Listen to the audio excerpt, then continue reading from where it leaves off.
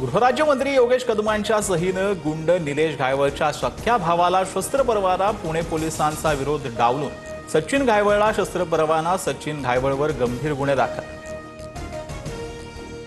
सुनावणीच्या दिवसापर्यंत सचिन घायवळ विरोधात गुन्हे प्रलंबित नव्हते। शिक्षक व्यावसायिक सचिन घायवळनं माझ्याकडे अर्ज केला होता।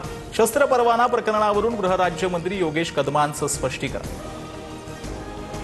शस्त्र परवान्यासाठी विशेष शिफारस देणं कितपत योग्य? सचिन घायवळ प्रकरणात योगेश कदमांचा राजीनामा घ्यावा, सुषमा अंधारेंची मागणी। तर शस्त्र परवाना देण्याबाबत गृहराज्यमंत्र्यांचा संबंध नसतो, शिरसाटांकडून पाठराखण। रिक्षा चालकाच्या कुटुंबानं एकदा 19 लाख तर दुसऱ्या वेळी 20 लाख मागितले। गौतमी पाटीलचा दावा तर चंद्रकांत पाटलांच्या वक्तव्याचं वाईट वाटलं। कदाचित दादांना हे प्रकरण माहिती नसेल, गौतमीची प्रतिक्रिया।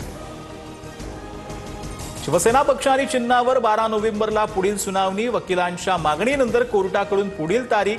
ठाकरेंच्या शिवसेनेकडून कपिल सिब्बल युक्तिवाद करणार। अजित पवारांनी साप पोसले आहेत। मराठा विरोधात त्यांचा पक्षाचे नेते काम करतात। मनोज जरांगेंचा हल्लाबोल तर भुजबळांवर खूप वाईट दिवस येणार असल्याचंही वक्तव्य।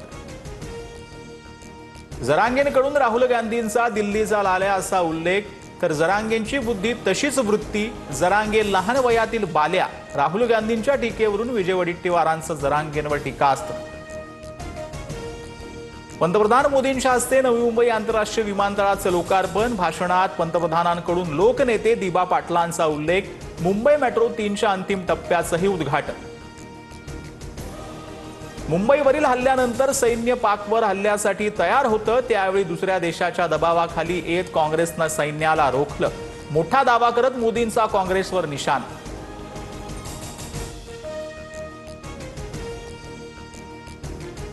गुंड चित्रपटात अमिताभ बच्चन सोबत काम केलेल्या प्रियांशूची हत्या। दारूच्या नशेत मित्र ध्रुव साहूनं हत्या केल्याची माहिती। नागपूरच्या जरीपटका पोलीस स्टेशनच्या हद्दीत मृतदेह आढळला। कफ सिरपमुळे मुलांचा मृत्यू झाल्याप्रकरणी केंद्राचं राज्य आणि केंद्रशासित प्रदेशांना पत्र।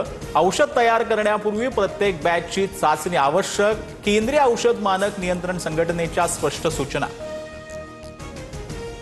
उत्तर प्रदेशच्या कानपूरमध्ये 2 स्कूटींमध्ये स्फोट। दुर्घटनेत 6 जण जखमी तर 2 जणांची प्रकृती चिंताजनक। पोलीस आणि फॉरेन्सिक टीमकडून अधिकचा तपास सुरू।